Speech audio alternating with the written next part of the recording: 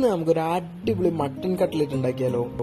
എല്ലില്ലാത്ത മട്ടണും കുറച്ച് ഉരുളക്കിഴങ്ങും കുക്കറിൽ എടുത്ത് വെക്കാം. അതിലേക്ക് നമുക്ക് ഇറച്ചി മസാല ഇടാം.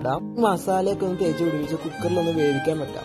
നമുക്ക് പച്ചമുളക്, ഇഞ്ചി, വെളുത്തുള്ളി, ഉള്ളി അരിഞ്ഞു വെക്കാം. പച്ചമുളക്, ഇഞ്ചി, വെളുത്തുള്ളി നേരിട്ടൊന്ന് വഴണ്ട ശേഷം നമുക്കിനി ഉള്ളി ആഡ് ചെയ്ത് കൊടുക്കാം.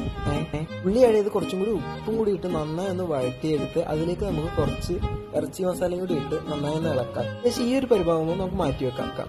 നേരത്തെ കുക്കറിൽ വേവിച്ച പൊട്ടാറ്റോ ഒന്ന് മാഷ് ചെയ്യാം. ഇതിന് ഉള്ളി വഴറ്റിയതും വേവിച്ച മട്ടൺ മിക്സിയിൽ അരച്ചതും കൂടി ആഡ് ചെയ്ത് കൊടുത്ത് നന്നായിട്ടൊന്ന് കൈ കൊണ്ട് നമുക്ക് മിക്സ് ചെയ്ത് കൊടുക്കാം.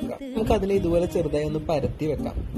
എന്നിട്ട് ഇതിനെ നമുക്ക് മുട്ടയിലങ്ങ് മുക്കിയിട്ട് ബ്രെഡ് ക്രംസിലൊന്ന് തേച്ച് വറുത്ത് കഴിഞ്ഞാൽ നമ്മുടെ കട്ട്ലേറ്റ് റെഡി.